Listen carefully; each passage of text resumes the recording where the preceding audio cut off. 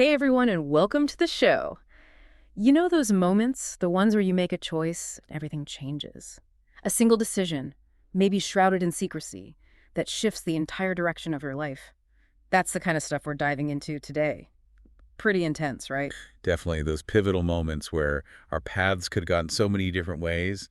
It's a pretty universal feeling, I think, Hmm. especially when things are outside of your control. Yeah. And this idea of like adapting to a situation, even if it's built on some kind of deception, super compelling, right? So we've been spending some time with The Life I Stole. It's a novel by Nicola.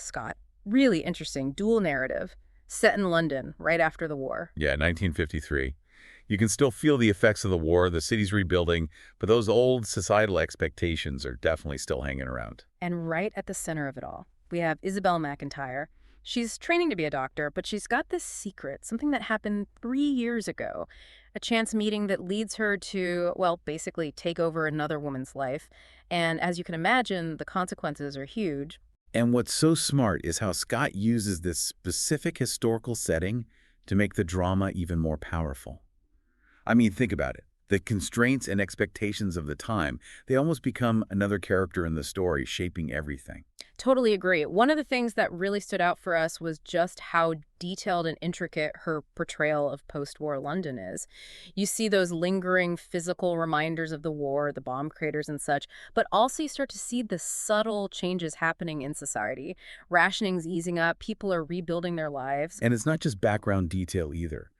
All that stuff directly impacts the character's choices. It limits them, but it also opens up new possibilities. Like for Isabel, trying to become a doctor as a woman back then, there were so many barriers she had to face. It was a different world. For sure. And then there's this whole exploration of identity. We have Isabel coming from a more privileged background, and then Agnes, who's been working as a maid. They happen to look very similar, which throws them into this whole crazy situation. Right, and it's about more than just looks, it's about how societal expectations and class differences play into who these women are, what they feel like they can and can't do. Their lives before that fateful meeting, they're so different. It really sets the stage for everything that comes after. No doubt. The suspense is killer, too. Isabel's secret, it's like this ticking time bomb. You just know things could fall apart at any moment. That whole idea of like the burden of secrets, how long can you really keep something like that hidden Mm. before it starts to affect everything? And the emotional cost. Yeah. It's a huge theme throughout the book. So, we don't want to give anything away, but were there any aspects that maybe didn't quite grab you as much? For me, honestly, Mm, I felt the tension throughout the book. It was a lot. It made me realize just how heavy those secrets can be. I can see that. I mean, the stakes are high from the beginning, which, yeah, definitely adds to the drama, but it can feel overwhelming at times. You're constantly thinking, okay, when's it all going to blow up? Yeah, and the relationships between the characters, they felt kind of strained sometimes, which, given the situation, makes sense. But as a reader, it could be a little unsettling. But I think that gets to the core of it, like when relationships are based on a lie, on secrecy, of course there's going to be tension. Even if the circumstances leading to that deception were tough, it really shows the damage that dishonesty can cause. So, all things considered, we give The Life I Stole a solid 4 out of 5 stars. Seriously compelling and makes you think. Agreed. The historical setting is so vivid, the characters are complex, and there's that constant suspense. It's the kind of book that sticks with you. Okay, so let's dig a little deeper into the historical context. What were some of the details that really brought post-war London to life for you? What struck me was how everyday life was still so affected by the war. You know, it wasn't just about the big historical events. It was little things like rationing still being a thing. Mm. That affected what people ate, how they lived. Like there's this scene with Agnes in the bank vault, right? And it's dark, and that triggers these intense memories of the Blitz for her, that immediate fear. It's all connected to her past trauma. Oh, that scene in the bank vault is so powerful. The darkness, it's not just literal. It takes her right back to those air raid shelters. It shows how deeply the war had impacted everyone, even years later, how it still shaped their anxieties and fears. Absolutely. And then there's the social landscape. It's very much a product of that time. Women had limited opportunities, especially in fields like medicine. Isabel's ambition to become a doctor, Hmm. she's constantly hitting up against those societal norms. Scott really emphasizes how tough it was for women in that field back then.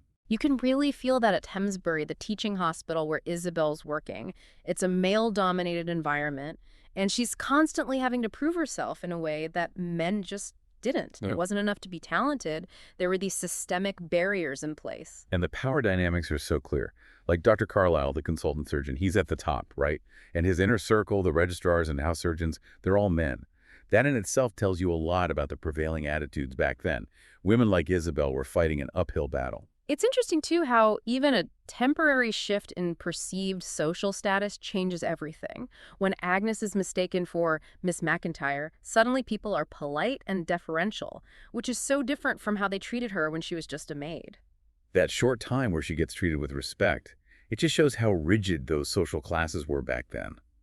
The way Mr. Bristow acts towards Agnes when he thinks she's Isabel, it's the complete opposite of how he treated her before.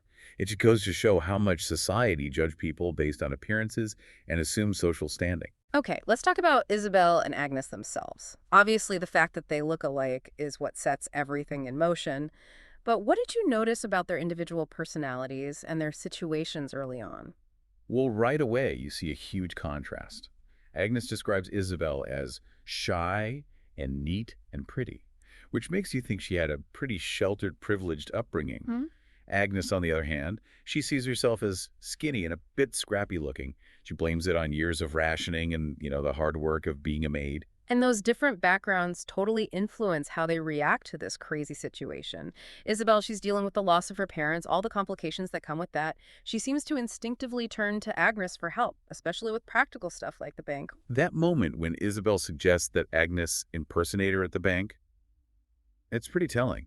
Isabel even says something like, Agnes, you're so much better at this sort of thing. Which, to me, suggests a certain naivety on Isabel's part. Like she doesn't fully grasp the seriousness of what she's suggesting. Or maybe she's just leaning on Agnes because she feels lost and out of her depth in her grief. Yeah, I think you're right. It shows how emotionally vulnerable she is at that point, and maybe a little bit of inexperience with real-world problems after such a sheltered life. Agnes, though, despite her hesitation and the risk involved, she approaches the whole thing very practically. Agnes is super observant. She picks up on their physical similarities and comes up with a plan for the switch. She's resourceful, and that's clearly come from having to deal with difficult situations before. The book mentions they'd done this many times in recent weeks, so you get the sense that Agnes was already helping Isabel with various tasks. It blurs the lines a bit between employer and employee. They almost seem like confidants at times. And then, of course, there's that life-altering event in the bank vault, the explosion. It's described so vividly, it's the point of no return. Oh, for sure. It's like 1 minute they're doing this everyday task, going to the bank, and the next it's total chaos. The way Agnes describes it, the noise, the dust, the sudden darkness, it puts you right there in that moment of terror and uncertainty. It's incredibly immersive. And even in the immediate aftermath, Agnes is so level-headed, her first instincts are to make sure she's okay physically and to head on to Isabel's bag. It shows how practical and responsible she is. Even when they're facing death, Agnes immediately thinks of Isabel. She tries to reassure her. She uses her little knife to free Isabel's scarf. She's quick thinking and decisive. Even under extreme pressure, you get a real sense of her character in those moments. Their conversation while they're trapped is really revealing, too. Isabel talks about her summer course in France, her medical studies. It seems like her whole future is laid out before her. Right, but then later on, Isabel admits that her enthusiasm for medical school wasn't entirely genuine, which has a whole other layer to Agnes taking over her identity. Was she really taking on a life that Isabel actually wanted? It makes you wonder. That's a great point. Agnes clearly valued education. She longed for a life where she could use her mind. And suddenly, because of this tragedy, she's presented with an opportunity, a chance to have the life she's always dreamt of, even if it means living a lie. It really highlights the whole issue of social mobility, or rather, the lack of it for someone like Agnes.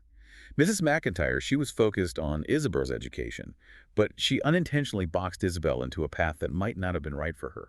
And for Agnes, someone from her background, those opportunities were just out of reach. We do see glimpses of Agnes's potential, though. She mentions that her teacher, Miss Lewis, suggested university at one point. It makes you think, what if things had been different?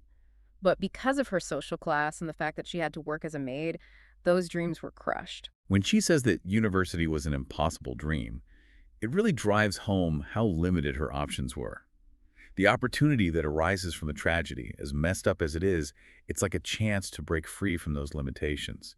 It's a chance to grab a life that she thought was completely unattainable. So while it's their physical resemblance that gets the ball rolling, it's really their contrasting backgrounds, their personalities, their hopes and dreams that make The Life I Stole so morally complex and interesting. Exactly. Scott weaves this intricate story about two women from completely different worlds who are suddenly bound together by this catastrophic event. And then they have to make choices, difficult choices, and those choices have lasting consequences. That whole idea of a stolen identity, the secrets that come with it, it's what makes this novel so gripping. Well, that brings us to the end of our deep dive into The Life I Stole for today. We've only scratched the surface, but hopefully you have a better sense of what this book is all about. Yeah, to really appreciate the nuances of the story, how it tackles identity, sacrifice, and the way the past can influence the present, you got to read the whole thing. It's worth it. If you enjoyed our deep dive, please do us a favor and hit that like button and subscribe to the channel. And if you're intrigued and want to check out The Life I Stole for yourself, you can find an Amazon link in the description below. Thanks so much for joining us today. We always appreciate you being here to explore these fascinating stories with us. Now, we want to hear from you. What stood out to you the most from our discussion? What resonated with you from the story? Let us know in the comments below. And let's keep the conversation going. Yeah. What are your thoughts on the themes we touched on today? Identity, social mobility, the secrets we keep. We'd love to hear your perspective. And on that note, thanks for tuning in to The Deep Dive. Until next time, happy reading.